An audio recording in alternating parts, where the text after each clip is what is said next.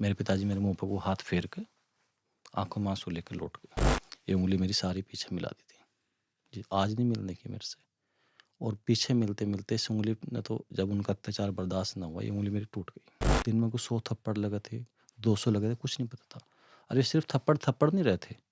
किसी के हाथ में अगर अंगूठी है, तो उन्होंने ये नहीं देखा कि इसके सर में भी लग सके, कहीं भी लगे, वो ही मार दी। आधी बाल्टी पानी, आधी बाल्टी नाख़ूनों को अंदर उतारा उन्होंने। पैरों पे डंडे लग रहे हो, नाख़ूनों को पानी उतर रहा हो आपके, और आप उसमें छटपटा रहे हो। एक चीज़ कही थी कि साहब आप मुझे गोली मार दो, मेरे से अब बर्दाश्त नहीं हो रहा। तो ये कोई आम शब्द नहीं था कि मैं अपनी मौत की भीख उस फर्श पे पड़ा हुआ खून से लथपथ होकर उनसे माँग रहा था। मुझे बताते हुए भी शर्म आती है। उन्होंने ना मेरी उम्र देखी, क्या नंगा करके मेरे साथ बहुत बड़ी ज़्यादती करी उन्होंने। थोड़ा बताइए। मेरे पेनिस पे भी उन्होंने ईंट लटका दी थी।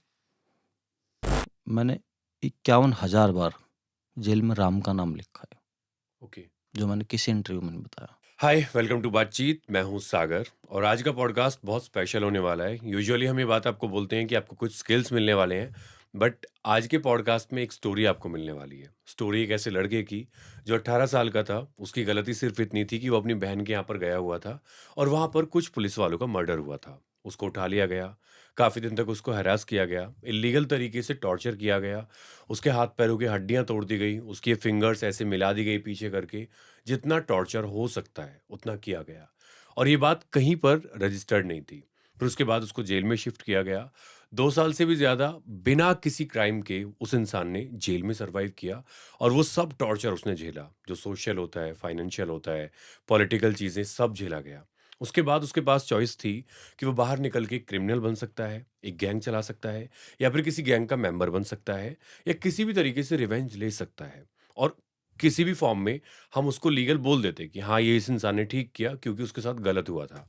बट उसने क्या किया, बाहर निकल के खुद ने एक एडवोकेट बनने का सोचा, एलएलबी की, एलएलएम की, उसके बाद खुद अपना केस लड़ा और 12 साल बाद finally he won the case. So let's welcome mister Amit. Amit ji, स्वागत है सर आपका। आपका धन्यवाद बहुत-बहुत, अमित नमस्कार जी, आपको। थोड़ा-सा अपने बारे में प्लीज़ कुछ बताइए। आप क्या करते हैं? कहाँ के रहने वाले हैं? परिवार कैसा है आपका? फाइनेंशियल स्टेटस कैसा है? सर मैं बागपत के गाँव किरठल का रहने वाला हूँ और मेरे पिता पिता किसान हैं। मध्य वर्ग के परिवार से मैं ताल्लुक़ रखता हूँ और मेरे माता-पिता दोनों बुज़ुर्ग हो रहे हैं और मेरा एक बड़े भाई है और उनसे छोटा मैं हूँ। मतलब बहुत ही मध्य वर्ग के परिवार से मैं ताल्लुक़ रखता हूँ। तो अभी आप गाँव में रहते हैं या कहीं बाहर शिफ्ट हो मैं गए हैं? मेरठ में रहता हूँ सर, मेरठ न्यायालय में प्रैक्टिस करता हूँ, वहीं पे मैं एडवोकेट हूँ, लोगों की आवाज़ बुलंद करता हूँ। और कितने साल हो गए हैं आपको एडवोकेट बने हुए? सर 2019 में मैंने bar council of Uttar Pradesh में अपना अपना रजिस्ट्रेशन कराया था, तब से मेरी प्रैक्टिस नियमित रूप से जारी है। थोड़ा-सा अपने बचपन के बारे में बताइए। चाइल्डहुड कैसा था आपका? क्या किस तरीके का माहौल था आपके आस-पास और कैसा-सा जीवन हुआ करता था? सर सच बताऊँ तो बचपन से आज मैं मेरी उम्र लगभग 30 साल है। बचपन से जब आदमी 5 बच्चा 5-6 साल का होता है, उसे कुछ नहीं पता रहता, वो सब चीज़ों से अनजान रहता है। और मैं ये भी महसूस किया कि जब हम बचपन में रहते हैं तो तब हमें आस-पास का प्यार मिलता है। हमारे आस-पास जो हमारे कुछ अपने खून के रिश्ते भी होते हैं, उनसे प्यार मिलता है। लेकिन जब आप अपने लिए सोचने लगते हो, अपने लिए जीने लगते हो, तो मुझे ये महसूस हुआ अपने जीवन से कि वो प्यार उनका नफ़रत में तब्दील हो जाता है। कुछ लोग ऐसे आपकी ज़िंदगी पे घात घात लगाए बैठे बैठे रहते हैं, आपको ये भी जानकारी नहीं रहती क्योंकि आप बच्चे होते हो, आपको सही गलत की उस टाइम पहचान नहीं रहती कि आपके बारे में कौन क्या सोचता है। इसलिए कहा कि बाल अवस्था सबसे अच्छी अवस्था कह लो या ना सोचने वाली अवस्था कह लो कि आपके बारे में कौन क्या सोचता है। तो मैं बचपन से ही अपनी अपनी पढ़ाई में तेज़ था, लेकिन संसाधनों की वजह से मैं सरकारी स्कूल में मैंने जो है अपनी पढ़ाई करी। मेरे पिता ने मुझे एक ही सपना दिखाया था। पिता ने सपना भी दिखाया था मेरे, और मेरा वो सपना खुद का भी सपना था। हमारे वेस्ट यूपी में अधिकांश लोग सुबह ही उठते हैं, लगभग 4 से 5 बजे के बीच में, और नियमित रूप से उनकी दौड़ लगाई जाती है कि आर्मी में जाना है, देश की रक्षा करनी है। इसी संकल्प और जज़्बे के बाद मैं की भाँति मैं भी जब अपनी उम्र में थोड़ा जवान हुआ, जब मैं 10th क्लास में आया, तो मैंने भी दौड़ना शुरू किया। और दौड़ना सिर्फ़ शुरू नहीं किया, बहुत अच्छी नंबर 1 मेरी रेस थी, गाँव गाँव देहात में जो होती है, जो टाइमिंग होती है। उसके बाद मेरे मन में ख़्याल आया कि एनसीसी का कैडेट बनना है। उस सपने को जीने के लिए बहुत ही मैं करीब से सोचने लगा। मैंने 12th पास किया उसके बाद बीए फर्स्ट ईयर में मैंने एनसीसी को जॉइनिंग किया और मैंने फर्स्ट ईयर में ही एनसीसी का बी प्रमाण पत्र प्राप्त किया। उसके बाद जैसे ही मैं सेकंड ईयर में आया तो मैंने एनसीसी का सी प्रमाण पत्र भी प्राप्त किया। लेकिन एक मनहूस दिन ऐसा है, 12 जब मेरी उम्र 18 साल 18 दिन थी, अ, लगभग एनसीसी में सी प्रमाण पत्र मैंने अप्रैल माह में प्राप्त किया था वर्ष 2011 में। अक्टूबर की ये घटना है और 12 अक्टूबर की घटना है। 24 अक्टूबर के आसपास सहारनपुर में मेरी जॉइनिंग होने वाली थी आर्मी में, स्टाफ के तौर पर सिलेक्शन तय था मेरा, मैं क्योंकि माफ़ी चाहूँगा, मैं उस स्टोरी पे अभी आना नहीं चाह रहा हूँ। मैं थोड़ा-सा मैं आपका ओवरव्यू जानना चाह रहा हूँ कि उसके पहले का इंसान कैसा था वो? क्योंकि आज जो इंसान है वो उस फ़ेज़ से निकल के बना है, जो एडवोकेट बना है।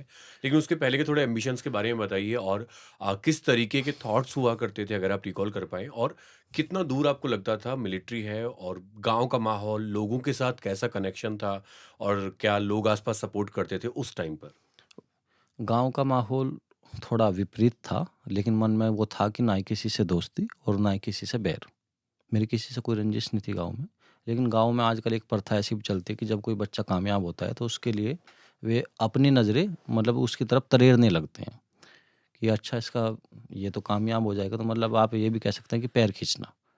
लेकिन मैंने कभी संघर्ष करने वाला आदमी अपने दाएं बाएं नहीं देखता कि कौन क्या सोच रहा है। मैं अपने काम पर ध्यान दिया और आसपास का जो माहौल था ज़्यादा पॉजिटिव नहीं था, वो नेगेटिव था मेरे गांव का माहौल, क्योंकि मेरा गांव वेस्ट यूपी में एक चर्चित गांव है, किरठल गांव है मेरा।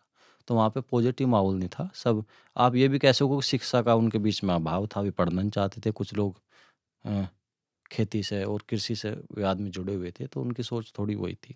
गांव से मैं अपने आस पड़ोस से बड़ौत पढ़ने में ही जाता था।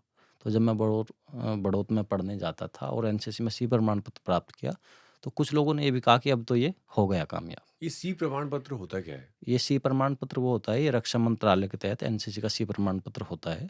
और इसमें जीडी में जो हमारे देश के जवान होते हैं, जब आर्मी की भर्ती होती है, अब तो ऑनलाइन फार्म भरवाए जाते हैं, पहले ओपन भर्ती होती थी मैदान में वर्ष 2011 में। तो सी प्रमाण पत्र ये होता है कि यदि किसी के पास सी प्रमाण पत्र होता है तो उसका जीडी में रिटन माप होता है।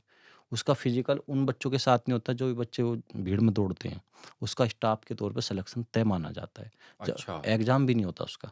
तो आप ऑलमोस्ट आर्मी में जा चुके थे, जा आपका चुका हो था। गया था। 15 ही दिन बाद वो मेरी जो घटना हुई, ज़िंदगी का सुनहरा पल आने वाला था कि जो जिस सपने को लेकर मैं बचपन से जीता था, वो वर्दी मेरे बदन पे सजने वाली थी, लेकिन वर्दी दूसरी सजी। तो आप बस एक स्टेप दूर थे उस एक चीज़ से। लास्ट कदम पे जाके फिसला सर। सपना पूरा होते-होते टूटा। सपना कैसे आँखों के सामने से गया, वो आज भी मेरी आँखों के सामने तैरता है। डेफ़िनेटली इसी की वजह से शायद एक नई स्टोरी आपकी बनी है, इसीलिए शायद लाखों लोगों को आप इन्फ्लुएंस कर रहे हैं और करने वाले हैं आने वाले टाइम में। जी, जी। मैं बात करना चाहूँगा मतलब उस एक माहौल की जो हम बात कर रहे हैं, तो इसका मतलब उस गाँव में बड़े सपने नहीं देखे जाते थे। मतलब सिर्फ़ लोग बहुत छोटे पे सेटल हो जाते थे, या तो एग्रीकल्चर कर लिया या फिर लोकल जो भी चीज़ें हैं, कुछ माफिया टाइप चीज़ें कर ली या छोटे-मोटे काम कर लिए। हुँ, तो कुछ बड़ा ड्रीम किसी का था ही नहीं किसी उस का नहीं था। तो ऐसे माहौल में आप बड़े हुए। ऐसे माहौल में बड़ा हुआ। बस वो एक ये भी कह सकते हो कि एक देश की सेवा की भावना थी। इस देश का मैं भी एक भारतीय युवक की तरह एक देश का जवान बनने का मेरे मन में सपना था। उसी सपने को लेके मैं जीता था। मुझे आज भी याद है जब मैं दौड़ लगा के आता था, तो मेरे आने से पहले मेरी माताजी दूध का गिलास लिए मेरा वो तो मतलब तैयार रखती थी। तो मतलब घरवाले खुद वो सपना सजाए बैठे हुए थे हाँ, कि हमारा बच्चा मिलिट्री में जाएगा और हुँ, जाके देश को सर्व करेगा, हाँ, ये एंड वो आपको सपोर्ट कर रहे थे हर तरीके से। और सबसे मैं छोटा भी था, तो मेरे से उनकी उम्मीदें काफ़ी थी कि हमारी सेवा करेगा, देश की सेवा करेगा, हमारा भी ध्यान रखेगा। लेकिन उल्टा हुआ, मैं अपने लिए नहीं कुछ अपने लिए मैं उनके लिए कुछ नहीं कर पाया, वे मेरे लिए कुछ नहीं कर पाए। थोड़ा-सा अपने बड़ों के बारे में बताइए, जो आपके बड़े भाई-बहन अगर हैं, तो वो किस-किस प्रोफ़ेशन में हैं? मेरी 2 बहनें हैं हाँ, और वे उनकी शादी हो रही है, दोनों की, बड़ी है मेरे से। अच्छा सेटल्ड हैं वो। हाँ जी, भाई की भी शादी हो रही है। ओके, तो वो सेटल्ड हैं और वो अलग रहते हैं। हाँ, उनकी बाहर जॉब है, तो वे अपने अपने कार्य में व्यस्त है। ओके, तो थोड़ा-सा अब बताइए कि क्या हुआ था उस दिन, जिस दिन ने आपकी लाइफ़ को पूरा ट्रांसफ़ॉर्म कर दिया? जिसके बाद आप कह सकते हो कि मेबी एक टफ़ टाइम आपके पास आया या मेबी एक अपॉर्च्युनिटी आई जिसने आपको निखार दिया? बहुत ही टफ टाइम था सर। ऐसा ऐसा टफ टाइम था कि असहनीय पीड़ा थी और ऐसी पीड़ा थी जिसकी मैंने कल्पना नहीं की थी। और ऐसी पीड़ा थी कि या तो बहन के वहाँ आशीर्वाद के रूप में मैं मिलने गया था कि 15 दिन बाद आर्मी में चला जाऊँगा। लेकिन मुझे नहीं पता था कि वो आशीर्वाद अभिशाप बन जाएगा, कि उस गाँव में जाने से इतना बड़ा नुकसान होगा कि मैं 18 से 30 साल तक कभी मुस्कुरा नहीं पाने का। 12 अक्टूबर 2011 का वो मनहूस दिन है, जब मैं नियमित रूप से अपनी ज़िंदगी में व्यस्त था और बड़ौद के दिगंबर जैन कॉलेज का मैं उस टाइम पे छात्र था, सेकंड ईयर का। सेकंड ईयर हो चुकी थी, फाइनल में आया था। मैं कई दिन से 2 दिन पहले फ़ोन आया, जैसे नॉर्मल फ़ोन आ जाता है कि भाई तुम आए नहीं मिलने। मैंने कहा मैं व्यस्त हूँ अपने काम में, अभी आर्मी में भर्ती निकट है। फिर जब कहीं फ़ोन आए तो मैं भी उस टाइम पे बच्चा था, तो मैंने सोचा जब कहीं फ़ोन आए तो आप चलो एक दिन मिल ही आता हूँ। तो मैं घर भी उस दिन बता के गया कि आज मैं वहाँ जा सकता हूँ। अगर ना गए तो मैं फ़ोन कर दूँ अपने पिताजी से, मैं बता के गया। तो मैं बड़ौद के दिगंबर जैन कॉलेज में मैं दिन भर रहा। अपने अपने मैंने उस दिन फ़ार्म भी जमा किया था इम्प्रूवमेंट का, बीए सेकंड ईयर का। कुछ नंबर कम थे तो मैंने सोचा वो और ज़्यादा आ जाए, नंबर बढ़ जाए। वहाँ से फिर बड़ौद से ट्रेन पकड़ी मैंने। ट्रेन से मैं शामली पहुँच जाता हूँ। उस गाँव में 3 बस जाती है, एक 9 बजे, एक 2 बजे और एक 5 बजे। तो जो लास्ट बस थी उस गाँव की, वो निकल चुकी थी। वो मेरे से लगभग 800 मीटर के आसपास वो निकल चुकी थी। वो बस पूरी सवारियों से भरी हुई थी। मेरी आँखों के सामने आज भी वो बस, मुझे जैसे वो पकड़ी थी मैंने, जैसे उस बस में मैं सवार हुआ था, दौड़कर सवार हुआ था। मैं 12 साल तक ये समझता रहा कि आस और काश में जीवन बीता कि काश वो बस छूट जाती उस दिन।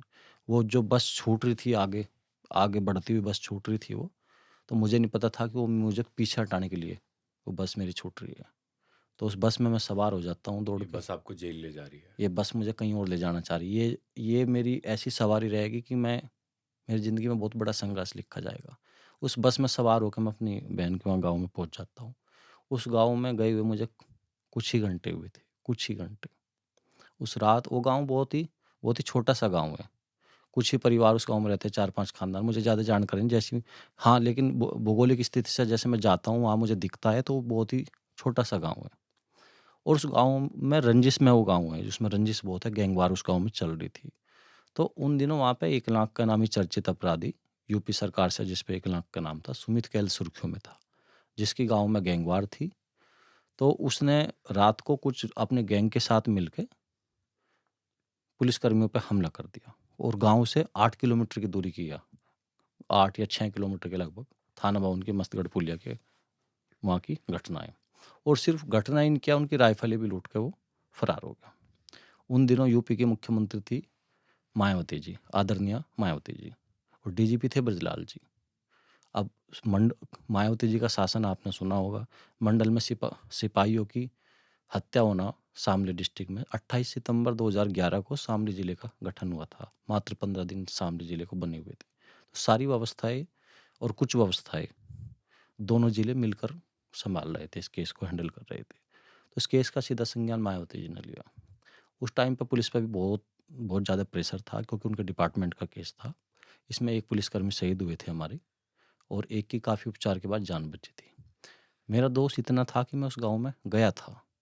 मैं अपराधी से कोई ताल्लुक नहीं था मेरा। आप क्राइम स्पॉट के आसपास थे? नहीं, उस गाँव में था, और उस गाँव का वो अपराधी था जिसने ये घटना की थी। घटना हुई थी वहाँ से 6 किलोमीटर की दूरी पे, जिसने, बदमाश ने घटना की थी। मैं उस गाँव में जाना, मुझे सिर्फ़ वो नुकसानदायक हुआ। दूसरा, मैं बाहर का व्यक्ति था, गाँव कीरठल था बागपत ज़िले में मेरा। तो वहाँ से मैं उस गाँव में मैं अपनी बहन के यहाँ पे गया, तो मैं अपने वहाँ पे आ गया, नॉर्मली गया था। घटनास्थल की लोकेशन थोड़ी मिलती। अगर मैं आपके पास बैठा हूँ तो आपके पास की तो लोकेशन आएगी मेरी। तो मेरी लोकेशन कैल शिकारपुर की थी, अपनी बहन के घर की लोकेशन थी। घटनास्थल की कोई लोकेशन, मेरी मृतक कांस्टेबल से कोई रंजिश नहीं है, मेरी बचने वाले कांस्टेबल से कोई रंजिश नहीं है। मैं जिसका एनकाउंटर हुआ और जिस बदमाश का जिसने जिसने इस केस को अंजाम दिया था, उससे मैं जानता भी नहीं था। उस गाँव में मेरा किसी से वास्ता नहीं था। लेकिन इस केस में इतने लोग उठाए गए कि 100-200 लोग उठाए गए। उस गाँव से? उस गाँव से, आस-पास रिश्तेदारी में से बहुत लोग उठाए गए। अब मैं भी अपने घर पे नॉर्मली आ गया। जैसे मैं मिलने गया था 12 अक्टूबर को, तो मैं वापस आ गया फिर अपने घर। तो वो 23 अक्टूबर का दिन था। वहाँ से जिनके यहाँ मेरी बहन है, वे सब लोग उठा लिए। उनके साथ-साथ आस-पास के सभी लोग उठा लिए। तो वहाँ पे एक लोकेशन के आधार पे किसी ने उन्हें जानकारी दिया, उन्होंने ट्रेस किया। ये तो पुलिस वाले ही जानते हैं, उन्होंने मुझे किस आधार पे आए थे। उन्होंने कहा कि एक बाहर का लड़का भी आया था उस दिन।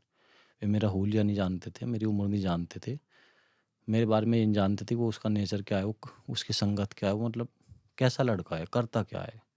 उन्हें लगा कि बहुत बड़ा अपराधी होगा, लंबी लंबी मूछें होगी, लंबी लंबी उसकी दाढ़ी होगी, पुलिस वालों के हत्या में उसका नाम आया हुआ है। तो जब ये मेरे गाँव में आए, मेरे पिता की आँख बनी थी, आँख का ऑपरेशन हुआ था 5 दिन पहले मोतियाबिंद का। मेरे गाँव के इतिहास में शायद इतनी पुलिस ना आई हो। इतनी पुलिस भारी फ़ोर्स थी, सारे बुलेट प्रूफ जैकेट पहने हुए थे आपको अरेस्ट करने? और सारे पूरा घर हमारा उन्होंने घेर रखा था। वो जो तांडव उन्होंने मचाया, तो जब रिश्तेदारी थी मेरी, उस गाँव में बहन थी, तो जैसे वे लोग उठाए तो वहाँ से सूचना आना तय था। उन्होंने मेरे पिताजी को बताया कि अमित को पूछ रहे हैं, अमित आया था उस दिन वहाँ पे। तो मैंने कहा पापा मैंने तो किया नहीं। तो कोई भी पिता एकदम से ऐसे नहीं कर देगा कि पुलिस आएगी और अपने बच्चे को ये बोल देगा कि आप ले जाओ, जो करना कर लो। तो मेरे मेरे पिता ने, परिवार के ही कुछ लोग थे, मुझे उनके उनके घर पे सुला दिया। अब मुझे ही कहाँ नींद आ रही थी ऐसी बात सुन के। तो वे रात को आए, मेरे पिता को उठा कर लेके। अब जो पेट का दर्द होता है सर, मैंने दो कंडीशन में महसूस किया। एक तो बीमारी में आदमी को पेट में दर्द होता है, एक दहशत में, और वो दहशत जिसका मुझे पता ही नहीं है क्या हो रहा। मैं गाँव पार नहीं कर पा रहा था। आज भी मैं उस अंदर, अपने अंदर वो दृश्य महसूस करूँ कि 18 साल 18 दिन का वो बच्चा कैसे कैसे कैसे छटपटाहट से ये दौड़ रहा था कि किस साइड जाऊँ। क्योंकि मैं कोई क्रिमिनल नहीं था, ना मुझे चीपना आता था, ना मेरे में चंचलता थी कि मैं क्या करूँ, ना मेरे मन में इतना वो था कि मैं कहाँ जाऊँ, किसे अपनी व्यथा सुनाऊँ। फिर गाँव का एक व्यक्ति था, उसने मुझे मात्र 100 रुपए दिए और मैं बीएससी सेकंड ईयर के पेपर अपनी दादी के यहाँ रह के दिए। बड़ौद के पास गाँव है मेरे कॉलेज से कुछ ही दूरी पे, सरूरपुर गाँव। तो मैं उस गाँव में आ जाता हूँ। 24 अक्टूबर 2011 का दिन था। उस गाँव में मैं शाम के 5 बजे के आस-पास पहुँच जाता हूँ। 1-2 घंटा मैं उनके घर पे रुकता हूँ।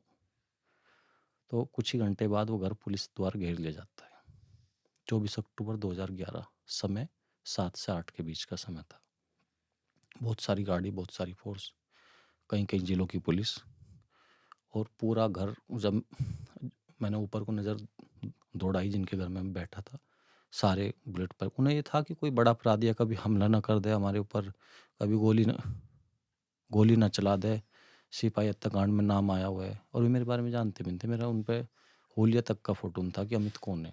बस ऐसे ही हवा में तीर बजा रहे थे ढूँढने के लिए। तो आए, हैरानी की बात ये हुई, उन्होंने आके मेरे से ही पूछा कि बेटे अमित कहाँ है? मैंने कहा साहब मैं ही अमित हूँ। तो जो बंदूकें उनकी ऊपर को तनी हुई थी कि अमित कोई हमला ना कर दे, अपनी ज़िंदगी में एक थप्पड़ नहीं मारा किसी के। जो माहौल उन्होंने बनाया था कि हमला ना कर दे। हमारे घर में तो कलम चली, बंदूक नहीं चली। मेरी 3 पीढ़ी का भी इतिहास नहीं है क्राइम का। हम गरीब बेशक रहे हो, लेकिन मेरे परिवार की नींव शिक्षा रही है। तो उसके बाद मत्थे में हाथ मार के बोले कि यार ये तो हमारे बच्चों से भी छोटा है। मुझे बैठाया, उन्होंने उँगली ऐसे पकड़ी, किसी ने पैंट मार डाला, गाड़ी में बैठा के चल दी। और बीच में उनकी मेरे आज भी याद है कि 18 साल 18 दिन का मैं बहुत ही, मतलब क्या बताऊँ कि मैं जवान जेल में हुआ।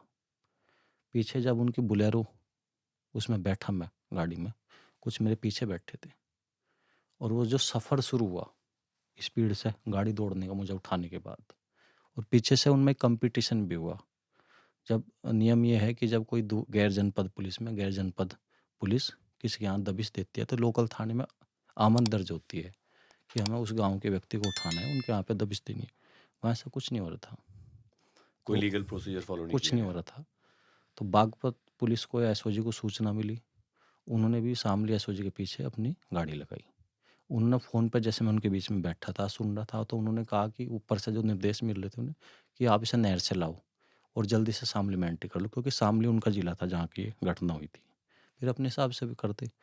तो बड़ी स्पीड से, जो एक फ़िल्मों में देखी थी गाड़ी दौड़ती हुई, गाड़ी में बैठा था और यही नहीं पता था क्यों मुझे पकड़ रहे, क्या हो रहे। कोई पीछे से ऐसे ऐसे चूंटता था, कोई पीछे से मार रहा था। सवाल कुछ नहीं पूछ रहे थे। शामली तक भी पिटाई करते हुए ले गए। उसके बाद जिस थाने का एक केस था, वहाँ के इंस्पेक्टर साहब आए गाड़ी रुकते ही। एक-एक दृश्य, एक-एक शब्द याद है मेरे। कैसे मैं महसूस किया, कैसे वो पीड़ा थी, ऐसे अन्य पीड़ा थी। इंस्पेक्टर साहब को भी नहीं मालूम था कि अमित कौन है। उन्होंने, जैसे ही वे और लोग थे इसमें पुलिसकर्मी थे, तो उन्होंने कहा अमित कहाँ है? मैं उनके बीच में खड़ा था सामने। कह रहे अमित ही है। अरे ये अमित है। तो मतलब ऐसा उन्हें जानकारी नहीं थी कुछ भी मेरे बारे में। उठाया और मेरी परिवार की गिनती इस गाँव में सबसे ज़्यादा नौकरी पेशे मेरे मेरे मेरे परिवार से ही है। और कहाँ तो रक्षा करने का संकल्प था कि टूटे हुए सपने के साथ उस हवालात में उन्होंने कैद किया। उसके बाद 2 अधिकारी आए और वे सारे करके चले गए। उन्होंने तो पूछताछ के लिए बोला होगा, तो मुझे वो एक शब्द याद भी आया, तो ये बोला था कि इस सालों को कूटो। उसके बाद भी वहाँ से मुझे लेके मुजफ्फरनगर के लिए निकल गए, क्योंकि वहाँ मीडिया आने वाली थी। और मुजफ्फरनगर ले जाके सिविल लाइन थाने की हवालात में बंद कर दिया 24 अक्टूबर 2011 रात्रि 10 साढ़े 10 बजे। उस एवज में जो मेरे पिताजी उठाए हुए थे वे छोड़ दिए। मेरे पिताजी मेरे मुंह पर वो हाथ फेर के आंखों में आंसू लेकर लौट गए। 24 अक्टूबर से 4 नवंबर 2011 तक मानवता की जो सारी हदें पार हो सकती थी, जो अमित सेना में जाने का सपना देखता था, जिस अमित का शरीर बिल्कुल फिट था, जिस अमित के शरीर में 75 किलो वजन था, वो 25 अक्टूबर की सुबह खून से लथपथ था। शरीर जख्मी हो गया था पूरा। सुबह ही मुझे उन्होंने निकाला। बराबर में ऑफिस था उनका, टॉर्चर रूम। ये उंगली मेरी सारी पीछे मिला दी थी जी, आज नहीं मिलने की मेरे से। और पीछे मिलते मिलते इस उंगली ने तो, जब उनका अत्याचार बर्दाश्त ना हुआ, ये उंगली मेरी टूट गई। इसमें आपको गैप दिखाई दे रहा है, जुड़ नहीं पाई आज भी। फिर एक टेबल पे ऐसे हाथ रखवाए, एक बारीक उनकी कमच थी। इन हाथों पता नहीं, ये मेरी हाथों की चमड़ियाँ उधड़ गई पिटाई होते हुए।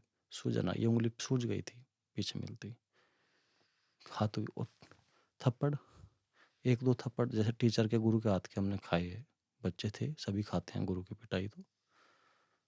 तो हमारे कान में हल्की सी सुनसुनाहट सी होती थी। पहली बार ऐसा महसूस हो रहा था कि थप्पड़ से भी पर्दे फट सकते हैं कान के। दिन में कुछ 100 थप्पड़ लगे थे, 200 लगे थे, कुछ नहीं पता था। अरे सिर्फ थप्पड़ नहीं रहे थे। किसी के हाथ में अगर अंगूठी है तो उन्होंने ये नहीं देखा कि इसके सर में भी लग सके, कहीं भी लगे, वही मार दी। वर्दी का कुछ लोगों में पुलिस के दोनों ही रूप देखे मैंने। कोविड में लोगों ने अपनी दूसरे की जान भी बचाई अपनी जान पे खेल के। लेकिन कुछ लोग निरंकुश इतने बन जाए। ये शर्ट थी जो मेरी, वो शर्ट भी फाड़ दी थी। पैरों से चप्पल छीन ली थी। अगले दिन का जो 24 नवंबर से 4 नवंबर के बीच में टॉर्चर का एक अध्याय रोज का ऐसा आता था, जो मुझे भी नहीं पता था कि आज क्या टॉर्चर होगा। फिर एक दिन ऐसा आया कि वो टॉर्चर ऐसा हुआ कि एक उनकी चेयर थी, जिसमें बैठने का नीचे कुछ नहीं था, सिर्फ गोल गोल था, ताकि ये हिस्सा हमारा उसमें फिट हो जाए और गर्दन ऐसे हो जाए और पैर ऐसे हो जाए। ये पैर मेरे बंधे हुए थे दोनों। झाग का पानी था, ये नहीं पता उसमें सरफ था क्या था, लेकिन उस पानी में झाग था। नाक में हमारी एक बूंद भी पानी चला जाए तो आदमी यहाँ पे टकरा जाता है। आधी बाल्टी नाखूनों को अंदर तारा उन्होंने। पैरों पे डंडे लग रहे हो, नाखूनों को पानी उतर रहा हो आपके, और आप उसमें छटपटा रहे हो। आप महसूस कर सकते हो कि वो क्या पीड़ा थी। मेरे पैर जैसे नीचे से, ये हमारे पैर के तले होते हैं, ये लबालब कर दिए थे। और फिर ये पैर खोलने के बाद फिर दौड़ने के लिए बोलते थे, गर्म चाय पिलाते थे। अगले दिन फिर एक टॉर्चर आया, एक दीवार का लगाया, मेरा अंडरवियर भी निकाल दिया।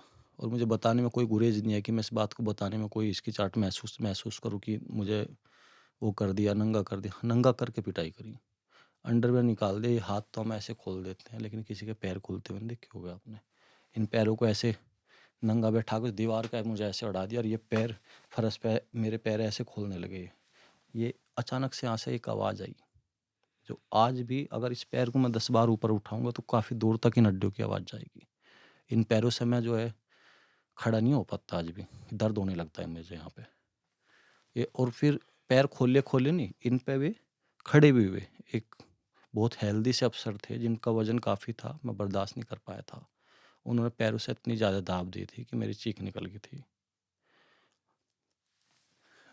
बहुत ही, कोई हिस्सा ऐसा नहीं किया जो उन्होंने जख्मी ना किया हो मेरा। और एक दिन तो इतनी पिटाई करी उन्होंने, मेरे पैर बांधे, मैं फर्श पे ऐसे लेटा दिया। उस डंडे से पैर ऊपर रहते हैं तो आदमी फर्श से कहाँ जाएगा लेट के। ये पैर ऐसे पीट दिए पूरे, बिल्कुल पैरों से पैर रख भी नहीं पाए ज़मीन पे। उसके बाद दौड़ने के लिए बोला। जब मैं उनकी पिटाई बर्दाश्त नहीं कर पाया, मैंने उनसे एक चीज़ कही थी कि साहब आप मुझे गोली मार दो, मेरे से अब बर्दाश्त नहीं हो रहा। तो ये कोई आम शब्द नहीं था कि मैं अपनी मौत की भीख उस फर्श पे पड़ा हुआ खून से लथपथ होकर उनसे मांग रहा था। एक 3 नवंबर का दिन आता है, जब जेल भेजा जाता है, तो जेल भेजने से पहले थाने में एक प्रक्रिया होती है कि कल जेल भेजा जाएगा, आज इनका डोजियर तैयार होगा, इनके नाम पता रिश्तेदारी पूछी जाएगी, सारी एक प्रक्रिया होती है जेल, मेडिकल इनका उसी थाने से होगा। अब आप अंदाज़ा लगा सकते हो 3 नवंबर की रात और 4 नवंबर का दिन कैसा बीतता हो। उसी थाने में हमें रवाना कर दिया मुजफ्फरनगर के एसओजी द्वारा, सिविल लाइन थाने से निकाल के, जिस थाने के हमारे कांस्टेबल शहीद हुए थे। जिस थाने के कांस्टेबल शहीद हुए और जिस जिस थाने के एक कांस्टेबल ज़िंदगी और मौत से जूझ रहे हो, उस थाने में, उस केस में उन्हें यही नहीं पता था कि कौन असली कौन नकली। बस उनको गुस्सा इतना था कि उस गुस्से को फेस करना, आप समझ सकते हो उस रात कैसी बीती होगी वो। उस थाने की हवालात में ले जाके बैठा दिया। मैं नाम भी लेना चाहूँगा उन कांस्टेबल का, सूर्यपाल जी नाम के एक सिपाही थे। शायद पुलिस में होने के बाद वे भूल गए कि मैं एक इंसान भी हूँ। हमें उधर नहीं बैठने दिया, पूरी रात सोने नहीं दिया। वो जो हवालात का गेट था, उसके पास को बैठाया जितने भी लोग थे। अगर किसी की हल्की सी भी आँख लगी तो डंडा डंडा छाती पाया, आँखों पर टॉर्च की रोशनी आई, गालियों की बौछार हुई। सुबह 4 नवंबर का दिन था, सर्दी बहुत हुई थी। कुर्सी रख ली गई, एक दीवान जी थे, मेरा नाम याद नहीं आ रहा उनका क्या नाम था। एक रजिस्टर आया, सबके नाम पते पूछे गए, वजन कितना है, ज़मीन कितनी है, रिश्तेदारी कहाँ कहाँ है। एक डोजर तैयार होता है जो, सबका तैयार कर लिया। उसके बाद पीएससी का भी कैंप था थाने में, पिटाई का नया टॉर्चर, पता नहीं था कि हमें क्या होगा अब जा।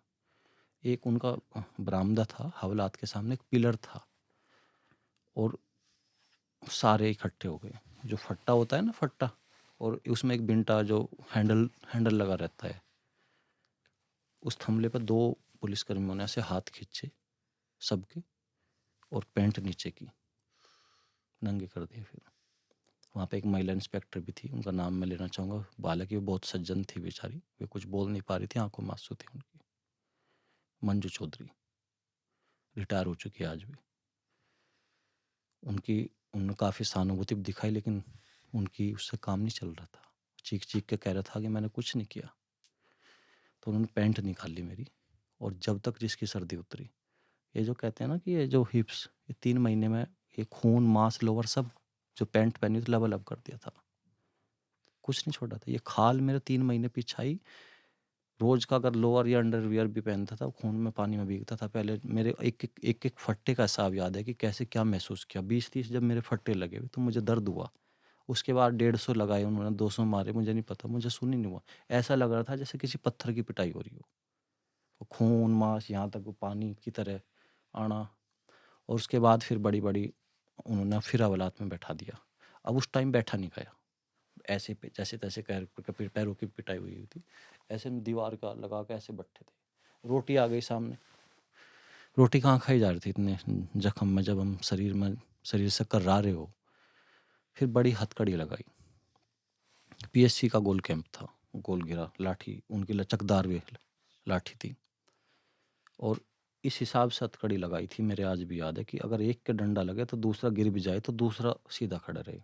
गैप था उन हथकड़ियों में काफ़ी, ऐसे नहीं कि एक के मारे तो सारे ही लौट गए। पीएससी के गोल घेरे में जानवरों की इस तरह पिटाई होती देखी थी कि किसी के यहाँ पे एक लाठी ऐसी भी आई थी जिसने पैर को ऐसे कांपने मजबूर कर दिया। ऐसा लगा था कि जैसे पार्ट खुल गया हो। यहाँ वाली जो लाठी लगी थी वो बर्दाश्त नहीं कर पाया था। जैसे जानवरों की पिटाई होती देखी थी, वो मैं खुद अपनी पिटाई ज़मीन में गिरा के पिटाई, बहुत ज़्यादा यातनाएं थी। और ये टॉर्चर वो लोग कर रहे थे जिनको पैसे मिलते हैं हमारी सेफ्टी के लिए। हमारी सेफ्टी के लिए, जिन्होंने कोई रिकॉर्ड भी नहीं दिखाया। और बात सिर्फ यही नहीं आई टॉर्चर करने के बाद, जिस इंसान को 24 अक्टूबर से उठा रखा था, नियम ये कहता है 24 घंटे में न्यायालय में पेश करना है, और जो है 4 नवंबर को मुझे इतना टॉर्चर देने के बाद, शरीर मेरा इतना जख्मी करने के बाद उन्होंने जेल भेजा। और मेरी एक स्टोरी बनाई उन्होंने फिर, एक फर्जी केस की बात और बताता हूँ उसमें।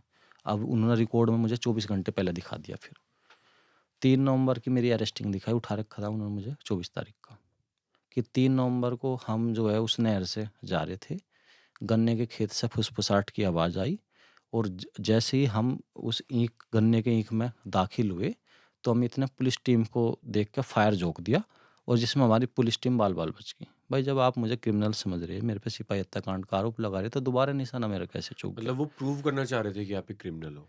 वो अरेस्टिंग तो दिखाते ना मेरी, मुझे ये थोड़ी दिखाते कि हमने घर से उठा रखा उसे। 24 अक्टूबर से उठा ही रखा था मुझे, केस तो लगाना था ना उन्हें। तो अरेस्टिंग का क्या दिखाते? तो वो मेरी अरेस्टिंग उन्होंने फर्जी फर्जी बना दी कि हमने तो वहाँ से पकड़ा।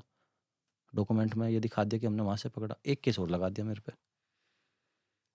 किससे जो है कट्टा बरामद हुआ और इसने पुलिस टीम पे फायर कर दिया। अगर उस आज भी आपके कैमरे के सामने मैं कह रहा, अगर उस कट्टे की आप जांच भी करा ले बड़े बड़े कॉन्फिडेंस से करा, मेरी उस पर एक फिंगरप्रिंट भी मिल जाए उस कट्टे पे। कट्टा भी उन्होंने दिया। कट्टा जिसे देसी भाषा में तमंचा बोला जाता है, हाँ उसे कट्टा बोला जाता है हाँ। वेस्ट यूपी में।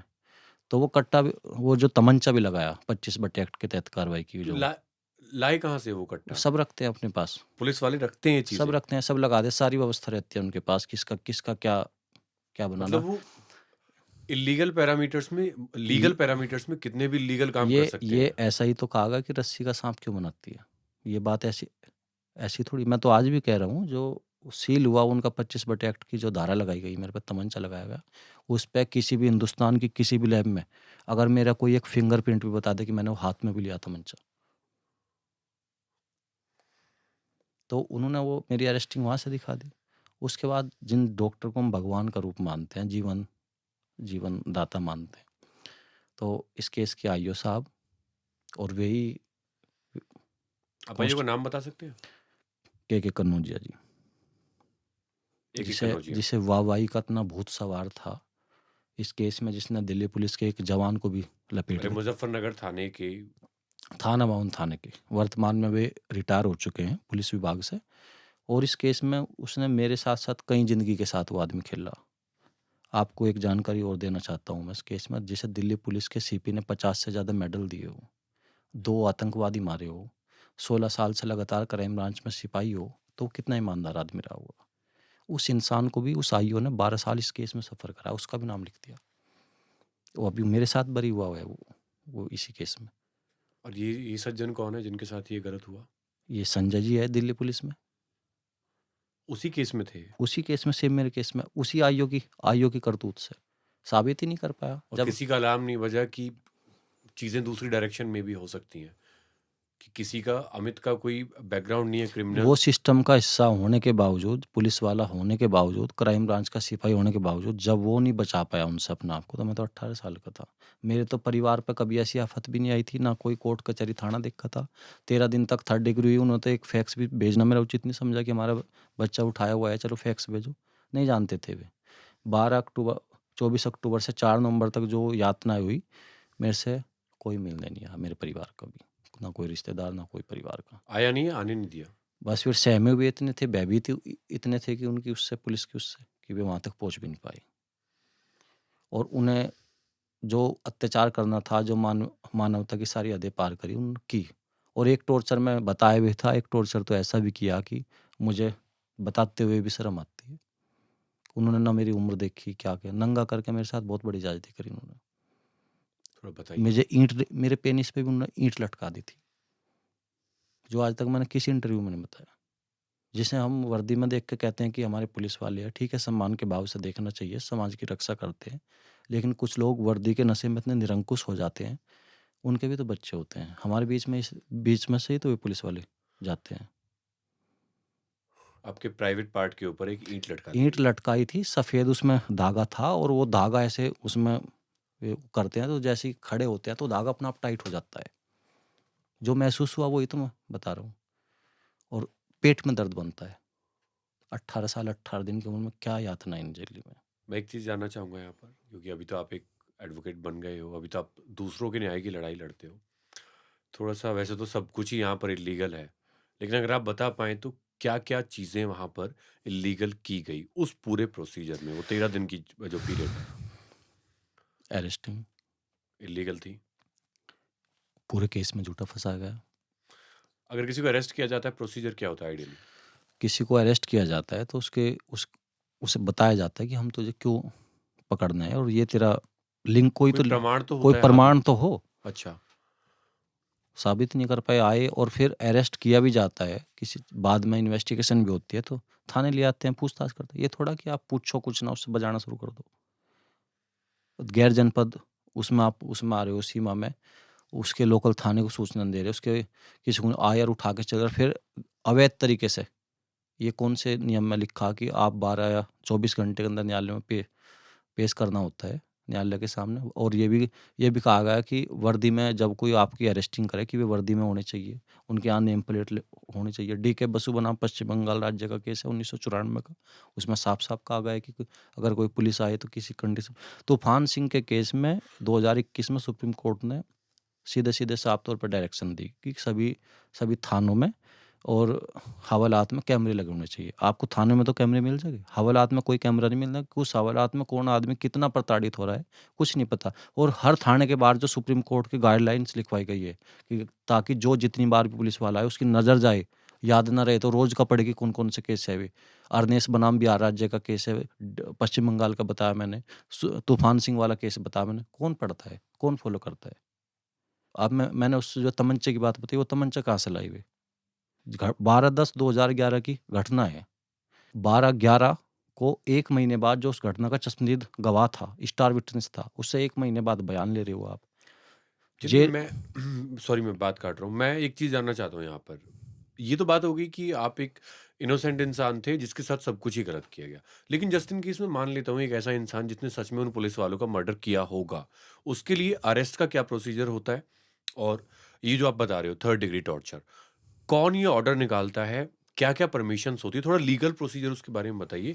अगर किसी ने किया भी है, तो भी क्या प्रोसीजर है कानून में? अगर किसी ने ये किया है, अपराध किया है, तो उसे कानून के तहत गिरफ्तार किया जाएगा, अरेस्टिंग की जाएगी उसकी। जो वास्तविक अरेस्टिंग होगी, जैसे वारंट होगा एक। हाँ, जैसे उन्होंने मेरी फर्जी दिखाई, उसको वांछित, तो वो मुकदमा दर्ज होते हो जाएगा। जब उसका उस वारंट होगा तो उसी आधार पर उसकी जो है फिर अरेस्टिंग भी होगी। अरेस्टिंग होगी तो फिर उस पर उसे जो है मेडिकल परीक्षण करा के जेल भी भेजा जाएगा। लेकिन अरेस्टिंग से पहले बहुत सारी व्यवस्थाएं भी अपना आप कर लेते थे। बाद की चीज़ पूछ रहे हो आप मेरे से। 24 अक्टूबर से 4 नवंबर तक उन्होंने कौन सा नियम फॉलो किया, और बाद में बता तो रहा हूँ मैं आपको जो क्रम वाइज। मेरी भी उन्होंने एक अरेस्टिंग दिखाई ईंट के खेत से, मेरे पे उन्होंने जो है क्या नाम 25 एक्ट के तहत तमंचा भी लगाया। मेडिकल परीक्षण पे मैं तमंचा था उनके पास। वे सारे रखते हैं अपने पास, सब लगा देवे। ये कानून का यदि एक। आज मैं इतना निर्भीक होकर बात कर पा रहा हूँ आपसे, मैं भी कोई लोहे का आदमी नहीं हूँ कि मुझे पुलिस से डर नहीं लगता। लेकिन मैंने मौत को बड़े करीब से देखा। दूसरा मेरा जन्म हुआ है और अब ये दूसरा जन्म मैं खुद अपने लिए नहीं जीता, दूसरे के लिए जीता हूँ। नहीं सर, अगर आप अपनी बात नहीं बोलोगे, अगर आप ये चीज़ें बताओगे नहीं, हो सकता है कुछ ऐसे ऑनेस्ट लोग हों, कुछ ऐसे ऑनेस्ट ऑफिसर्स इस टाइम ये देख रहे हैं, जिनको ये बात खटके। हो सकता है कुछ नया एक्ट बना दिया जाए, कुछ भी हो सकता है। तो अगर कोई बोलेगा नहीं तो फिर तो फिक्स नहीं होगा कुछ भी। इसलिए बताना बहुत ज़रूरी है। पुलिस इसीलिए मैं ये इसीलिए पूछ रहा हूँ बार-बार घूम फिर के कि वहाँ पर इतना कुछ इल्लीगल हुआ, तमंचा तक पुलिस ने अरेंज कर लिया। दैट मीन्स कि उनकी प्लानिंग थी कि इसको तो फँसाना ही है। मतलब वो वहाँ पर सिर्फ इसलिए प्रूव सिर्फ कर लें। सिर्फ मुझकर नहीं, और भी बहुत लोग ऐसे थे। घटना करने वाले तो कुछ ही लोग थे, वे 2-3। मुकदमा हुआ 17 लोगों पे। 17 लोग थोड़ी सिपाही मार रहे थे, जिसमें से 2 महिलाएं भी, जिसमें से वो दिल्ली पुलिस का जवान भी जो घटना वाले दिन ऑन ड्यूटी था दिल्ली पुलिस के CP के साथ, वो भी सिपाही मार रहा था वहाँ जाकर। उसे ये मालूम नहीं था आईओ को तो किसका नाम लिख रहा है कि वो पुलिस में है नहीं है, उसे बाद में पता तो लगा। ये कनौजिया जो आईओ है, हाँ, इसने अपने हिसाब से पूरी कहानी बना इसने दी। गाँव में बैठ के उस गाँव में गया और जो नाम इसे पता लगे कौन बाहर से आया था, कौन रिश्तेदार है, सबके नाम लिख गिरे। अपने अपनी वाहवाही के चक्कर में कि मैंने इतना अच्छा केस का खुलासा किया, ज़्यादा से ज़्यादा लोगों को इस केस में लपेटा है। और पुलिस विभाग की इन्वेस्टिगेशन देखिए आप, आईओ साहब की, कन्नौज जज जी की, कि अपने डिपार्टमेंट का केस होने के बावजूद उनकी इन्वेस्टिगेशन ऐसी रही कि 12 लोग बरी हुए, 12 लोग झूठे फंसाए हुए थे। उसके बाद कोई एक्शन नहीं लिया गया उनके अगेंस्ट। अभी नहीं हुआ, अभी कुछ दिन पहले इसका जजमेंट आया। अभी आगे देखो क्या वो, मैं अभी उस विषय में कहना नहीं चाहता कि आगे क्या होगा, वो अभी समय आने पे ही पता लगेगा आपको। लेकिन कानून का प्रावधान क्या है? मैं नहीं कह रहा उनके साथ क्या होगा, कानून क्या कहता है? हमारे 12 साल कौन लौटाएगा? बहुत उन पे बहुत बहुत सारी वो बनती है। माँ नानी का भी केस बनेगा, जो 12 साल हम जो कलंक लेकर अपने माथे पर जिए इस समाज में अपराधी बन के, जो समाज हमें हीन भावना से देखता था, जो कितनी बार आंसू आए होंगे, कितनी बार आप अपने आप को समेट कर खड़ा हुआ हूँ मैं भी 12 साल आर्थिक मानसिक सामाजिक पीड़ा में रहा हूँगा। आर्थिक मानसिक पीड़ा लेकर जब मैं अपने दोस्तों से वो तारीख का सफ़र तय मैं मुजफ्फरनगर के लिए करता था 500 का नोट मांग के, तो मैं कैसे भूल जाऊँगा। हर दोस्त का कर्जदार हूँ मैं जिसने मुझे पैसे दिए। तो फेम का नशा ऐसा भी होता है कुछ कि एक इंसान का पैन ऐसा चल जाता है कि पता नहीं कितने लोगों की वो लाइफ खराब कर रहा है। एक एग्जांपल आपके सामने है, अगर मैं उन 17 लोगों की स्टोरीज यहाँ पर लेकर आऊं, तो यू वॉन्ट बिलीव कि क्या हो सकता है, क्या क्या लेवल का हरासमेंट झेला है लोगों ने। आप इनकी स्टोरी सुन रहे हैं, लाइक ही सेइंग कि उनके प्राइवेट पार्ट के ऊपर एक ईंट लटका दी गई जस्ट बिकॉज कि वो इंसान कहीं गया हुआ था। फॉर अ रेफरेंस, अगर आज ये फरीदाबाद यहाँ पर आए हैं हमारे कहने पर एक पॉडकास्ट करने के लिए, ही इज़ फ्रॉम मेरठ, ठीक है, अब ये मेरठ चले जाते हैं और यहाँ फरीदाबाद में कहीं पर कोई क्राइम होता है तो इनको उठा लिया जाता है मेरठ से कि फरीदाबाद में कहीं कुछ क्राइम हुआ, आप फरीदाबाद गए थे तो आप ही क्रिमिनल हो। और पूछा नहीं जा रहा है, कोई लीगल प्रोसीजर नहीं है, बस मारा जा रहा है, जितना टॉर्चर हो सकता है उतना किया जा रहा है। और ये सब वो लोग कर रहे हैं जिनको सैलरी मिलती है हमें सेफ रखने के लिए। This is the reality. इसके ऊपर हम बात कर रहे हैं। चलिए इसी के साथ थोड़ा सा बताइए अब उसके बारे में, जो 13 दिन का फेज था वो कैसे खत्म हुआ। तो उसके बाद मुझे जिन डॉक्टर को हम भगवान का दर्जा देते हैं, जीवन दाता मानते हैं, डॉक्टर साहब का भी एक रूप देखने को मिला। शायद वे अगर आज सुन भी रहे होंगे, अपनी बात पे शर्मिंदा भी महसूस करेंगे। जिस इंसान को वे खून से लथपथ देख रहे थे, और वे जो आईओ साहब, ये कन्नौजिया जी और सूर्यपाल जी, इन्होंने हॉस्पिटल में गिरा के लट बजाई, मतलब इतनी लाठी मारी। और आज भी मेरे याद है एक लाठी इनकी इतनी तेज थी, लाल रंग की कुर्सी रखी थी हॉस्पिटल में। तो जैसे ही हमें अंदर से ले जाया गया सभी को, बाहर जो मरीजों की लाइन लगी हुई थी उनकी खिड़की बंद कर दी गई थी। जब अंदर वो पिटाई होती देखी, डॉक्टर ने आदेश कर दे खिड़की बंद कीजिए, तो डॉक्टर साहब सामने बैठे, डॉक्टर साहब के सामने ज़मीन में गिरा के पिटाई हो रही। एक लाठी इतनी तेज़ आई, जब मैं उस ज़मीन से खड़ा हुआ, लाल रंग की कुर्सी थी, ऊपर की कुर्सी का जो पार्ट होता है वो टूट गया था। उसके बाद मैं लगा कि मैं इनकी पिटाई बर्दाश्त नहीं कर पा रहा। मैंने कहा साहब मुझे वॉशरूम जाना।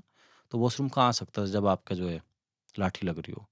उस वॉशरूम में मेरी 2-3 मैं गेट बंद करने लगा वॉशरूम के, वो भी नहीं बंद करने दिया। फिर वहीं वहाँ पे लाठी मारी। तो बहुत सारी ज़्यादती उन्होंने की, और फिर लाठी मारने के बाद साथ-साथ कन्नौजिया जी का एक इतना अ, ऐसा दृश्य था कि ऐसे आया और मेरे कानों को ऐसे किया उसी हॉस्पिटल में, और ऐसे करने के बाद ये कान मेरे ऐसे कर दिए थे। मेरे आज भी याद है कि ये कान मेरे उन्होंने बिल्कुल ज़ख्मी कर दिए थे, ऐसे करके नुकर, और कितनी बार मारते थे, चूंटते थे पता नहीं। और जैसे ही मैं मीडिया के सामने फेस करता था, पीछे से ऐसे दबा लेते थे। मुझे बोलने भी नहीं दिया गया। 18 साल 18 दिन उम्र थी मेरी। 18 से 21 साल की उम्र तक। फिर उन्होंने माननीय न्यायालय में मुझे पेश किया गया 4 नवंबर 2011 को। और अदालत में वो जो कटघरा होता है, माननीय न्यायाधीश महोदय की हमारे जख्मों पर नज़र ना पड़े, तो हमें इस हिसाब से कवर किया गया ताकि हमारी गर्दन दिखे, नीचे की कोई हालत ना दिखे। रीडर साहब से बात करी, पेशकार साहब से। उन्होंने एक-एक के नाम पूछे, जो उन्होंने वहाँ पे दिए अपने डॉक्यूमेंट, कागज़, वारंट दिए, और जेल के गेट तक लाठी मारी। मुजफ्फरनगर न्यायालय से जेल की दूरी 1.5-2 किलोमीटर है। पैरों में चप्पल नहीं थी। करंट जो लगाया गया था, आज भी मेरे फेस पे सूजन आती है आधे पे। ई आवास में इलाज चला है, जेटीबी के पास जो हॉस्पिटल है। पैदल जा रहे थे, पैरों में चप्पल नहीं थी, शर्ट फटी हुई थी, याद पैरों से चल नहीं, और पैर किस हालत में हो रहे थे। कुछ ही घंटे पहले जिनके हिप्स पे खाल ना छोड़ दियो, खून मांस लथपथ हो रहे हो, वे पैंट लोअर जो मैं पहना हुआ था वो बिल्कुल भीगा हुआ हो, और शरीर जख्मी हो। मुझे नहीं पता कि मैं उस गेट तक भी कैसे पहुंचा। जैसे ही एंट्री होती है जेल में, जेल के चीफ साहब है, तो सारी कागजी प्रक्रिया पूर्ण होने के बाद वे जो हमारे जवान गए थे वहाँ पे जेल में सुपुर्द करने हमें, तो वे जो चलने लगते हैं, लेकिन जेलर साहब आते हैं और मेरी ओर देखकर बोलते हैं रुक जाइए, अभी आप कहाँ जा रहे हो। उन्होंने मेडिकल रिपोर्ट देखी कि इसमें तो हीज फिट लिखा हुआ है, लेकिन ये तो हालात विपरीत है। दोबारा डॉक्टर आए जेल के, कपड़े उतार के डॉक्टरी हुई। एक रिपोर्ट तो वो थी जिसमें कहा था कि ये बिल्कुल फिट है, और एक रिपोर्ट वो थी कि जिसमें कहा था कि पैर से लेकर ऊपर तक जख्म है। एक सेकेंड, 13 दिन का जो टॉर्चर था उसकी रिपोर्ट भी फेक बनवाई गई कि ही इज फिट। हाँ, और ये फेक रिपोर्ट बनाई एक डॉक्टर ने, डॉक्टर वो जिसको सरकार पैसे देती है, सरकार पैसे देती सरकारी है। डॉक्टर जिसके डॉक्टर ऊपर के ट्रस्ट किया जाता है। डॉक्टर के सामने पिटाई हुई। डॉक्टर के सामने खून बॉडी से रिस रहा है। मतलब पूरा सिस्टम वहां पर ऐसा बनाया हुआ है कि किसी को प्रूव किया जा सकता है कि आप तो हो ही क्रिमिनल। उस डॉक्टर का नाम बता सकते हैं आप? मेरे नाम याद नहीं है, लेकिन रिकॉर्ड के अनुसार, डेट के अनुसार यदि मैं नाम निकालना चाहूँ तो नाम भी पता लग जाएगा मुझे। मेरी फाइल में लगा हुआ है उनका नाम। कभी मुमकिन हो सके तो अपने सोशल मीडिया पर डाल दीजिएगा, अगर आज हमारे पॉडकास्ट में नहीं है पर कोई बात नहीं। नाम सामने आने चाहिए, पता होना चाहिए, क्योंकि डॉक्टर्स को तो हम भगवान मानते हैं। डॉक्टर्स जो लिखते हैं हम तो आंखें बंद करके वो दवाई भी खा लेते हैं कि डॉक्टर ने लिखी ठीक होगी। डॉक्टर से थोड़ी ना हम आर्ग्यूमेंट करेंगे। सो ये एक और स्टेटस आपके सामने, मतलब आई डोंट नो, मतलब इसको क्या बोलूँ मैं। This is beyond my words. Monster अगर कुछ हो सकता है तो शायद इनसे छोटा ही होगा, जो ये लोग हम यहाँ पर डिस्कस कर रहे हैं। उसके बाद दूसरे डॉक्टर आए, जिन्होंने बताया कि पूरा ज़ख्मी है और अभी जेल के लिए ठीक नहीं है, इनको पहले हॉस्पिटल ले जाना तो होगा। जेल के रिकॉर्ड में मेरी बैरिक में एंट्री नहीं हुई। हाँ, जेलर साहब ने मुझे सीधे आदेश दिए कि जेल में भी एक हॉस्पिटल होता है। जेल के डॉक्टर द्वारा 4 नवंबर 2011 को मेरी एंट्री सीधे जेल के हॉस्पिटल में हुई और मुझे 2 आदमी कंधे पे उठा के ले गए। मैं पैरों से जेल तक कैसे पहुँचा वो मुझे नहीं पता, लेकिन उसके बाद मुझे फिर उल्टा लिटा दिया गया वहाँ पे हॉस्पिटल के बेड पे, क्योंकि मैं सीधा बैठ नहीं पाता था कई महीने तक। 7 नवंबर 2011 का दिन था। मेरे पिता मेरे से पहली बार मिलने आए। उस 24 अक्टूबर के बाद जब मेरे मुँह पे को हाथ फेर के गए थे, उस टॉर्चर 3rd डिग्री से पहले। काफ़ी लोगों ने मुझे समझाया कि अपने पिता के सामने रोना मत। तू 5 मिनट रोएगा तो वे घर पूरा दिन रोएँगे। मैं बड़ा मजबूत बनकर रहा उनके सामने। मुझे 2 जो मुलाकात का टाइम था वहाँ पे, कुछ लोगों ने वे मुझे गोद में उठा के ले गए थे और मुझे बैठाए थे। तो मेरे पिताजी आए रोते हुए, रो रहे थे। उन्हें पहले से ही आभास था कि उसके साथ टॉर्चर हुआ होगा और वो बाहर से 2-3 ट्यूब लाए थे दवाई, पैरों पे मालिश करने के लिए या कहीं जहाँ से खाल नहीं है वहाँ। तो मैं बड़ा मजबूत बनकर आया, लेकिन एक पिता सब समझ लेता है। उन्होंने मेरे लोअर पहना हुआ था जो वो खून से भीगा हुआ था और मैं ऐसे बैठा था तिरछा सा, मतलब हाथ ऊपर कर रखा था कि बैठा नहीं जा रहा था। तो वो रोने लगे देख के और वे शब्द उन्होंने कहे थे कि सोचा क्या था और हो गया क्या, कहाँ तो आर्मी में जाने वाला था, किस्मत ने कान ला के बैठा दिया। ये बात मैं सुनता रहा, उनके जाने के बाद भी सोचता रहा और उस रात मेरे खूब याद है। वे पिता के शब्द याद करके मैं जेल के वॉशरूम में जाकर रोया था, अपने आंसू मुँह पोंछ के। इतनी सी वो जगह रहती है जिसमें पूरा, आप ये मानो कि इतनी सी जगह में पूरा घर ही बसा लिया जाता है। उसमें इधर को लेट लो या बैठ लो, एक थैले में पूरा जीवन होता है आपका जेल में। उसमें आपके कपड़े 2 जोड़ी, आपका पर्स, आपकी किताबें, सब कुछ उसमें। बैठ लो, वो आपके ऊपर बात है कि आप कैसे लोगों में बैठना चाहते हो। तो जेल का माहौल कैसा था? जेल का नज़रिया बहुत, जेल एक ऐसी चीज़ है जहाँ अच्छी बात ना आपको सुनने को मिलती ना करने को मिलती। तो माहौल का तो वो जो शब्द मैं देख रहा था, जिला कारागार मुजफ्फरनगर, यकीन करना मुश्किल हो रहा था कि मेरी एंट्री हो रही है यहाँ पे। जिला कारागार मुजफ्फरनगर, मेरी एंट्री हो रही है। ये जेल की दीवारें देखी जैसी एंट्री होती है, बहुत ऊंची ऊंची दीवारें लगती थी। कुछ दिन तक तो रोया अकेले में। बाद में लगा कि शायद अब कभी बाहर नहीं जा पाऊँ, तो शायद यही जीवन है और वो मेरी आदत में शुमार हो गया। फिर क्या जेल में कोई मारता था? कोई नहीं मारता था जेल में। जेल में कुछ दिन मैं अलग बैरिक में रहा, फिर मैं जेलर साहब से अपनी बैरिक चेंज कराई, क्योंकि उन्हीं लोगों के बीच में मुझे जेल में भेजा गया था जो उस गांव के थे, जो गैंगवार थे, जो क्रिमिनल लोग थे। सारे वे पहले भी और मर्डर केस में बंद थे उनके परिवार के। वे एक ही गांव के 25-30 लोग थे। तो मैंने जेलर साहब से नहीं, वे सारी दिन रात यही बात करते थे। कोई पढ़ाई लिखाई की बात तो होने की नहीं थी उनके बीच में, सारी आपराधिक वो बात होनी थी। कब तक सुना आदमी, और मैं जेल में वैसे हूँ। तो मैंने जेलर साहब से कहा कि आप मेरी बैरिक चेंज कर दो। जेलर साहब बहुत अच्छे इंसान थे। मैं इस केस में गलत फंसा हुआ हूँ। मैं अपनी रिश्तेदारी में वहाँ पे अपनी बहन के यहाँ पे गया हुआ था। जेलर साहब ने मेरी बात समझी भी, मैं बिल्कुल सच्चाई से बताई उन्हें। जेलर साहब का नाम क्या है? उनका, वे बहुत अच्छे इंसान है, मिजाजी लाल यादव जी है। मिजाजी लाल यादव। आजकल मुझे लगता है वे सोनभद्र के जेल अधीक्षक है। मेरी उनसे सोशल मीडिया पे बातचीत हो जाती है कभी कभी। तो उन्होंने मेरी बैरिक चेंज की और मुझे बैरिक नंबर 14B में भेज दिया। और वो बैरिक ऐसी थी जिसमें फैमिली मैटर वाले लोग ज़्यादा थे। तो जेल में भी कुछ अच्छे इंसान भी होते हैं जो पारिवारिक मैटर में निर्दोष होते हुए, जैसे रंजिश में नाम लिखवा देते तो जाते हैं। तो उन्होंने मुझे बताया कि जैसे कुछ लोग पूछने लगे बाहर जाके क्या करेगा, मैंने कहा वही काम करूँगा जो मेरा अधूरा है, शिक्षा का ही रास्ता। तो उन्होंने मजाक बनाई मेरी। फिर एक बुजुर्ग आदमी ने मुझे समझा कि ये जेल है, यहाँ से जो लोग जो सुनना चाहते हैं उन्हें वही बात सुना। तो ऐसे जो कोई जो जैसी बात करता था, मैं उनसे ऐसी बात करता था। बाहर मेरे मन में जो संकल्प था, जज़्बा था, वो मेरे मन में था। मैंने किसी को उसे शो नहीं होने दिया। हाँ, मैं एक जेल में एक सज्जन थे, वे किसी मामले में बंद थे।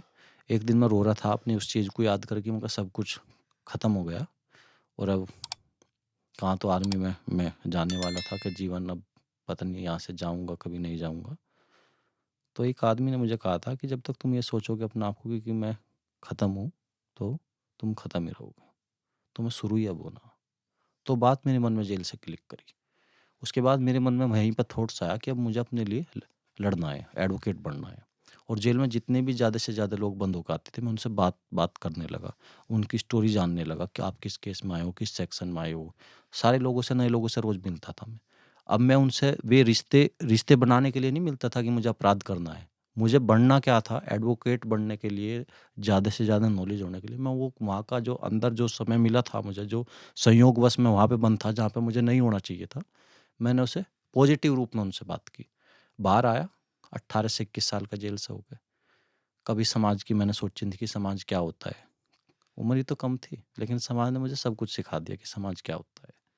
बाहर आया कि जिस गाँव ने नज़रें फेरी, बाज़ार में एक दिन जूस पिया तो जूस वाले ने पैसे ना दिए। मैंने कहा, आप ऐसा क्यों करे? कहे, नहीं, नहीं हम नहीं लेते। तो मैंने कहा, मैं पीने का नहीं आज के बाद, आप पैसे नहीं लोगे तो। कुछ लोग नमस्ते करने लगे जो मेरे पिता से बड़ी उम्र के थे। तो मैंने कहा, आप नमस्ते क्यों करें? आपको मैं बाहर आया अच्छा नहीं लग रहा क्या? जब ये चीज़ 2 महीने आए हुए थे मुझे, मैं फिर भटकता हुआ गुड़गाँव में आया। एक वो अपना स्टेट, अपना प्रदेश, अपना घर सब छोड़ दिया मैंने। 21 साल, 18 साल में तो जेल में ही चला गया मैं। 21 साल का जेल से आते फिर मेरे से घर नहीं रहा गया। और तब से लेके आज तक मैं सफ़र में ही हूँ।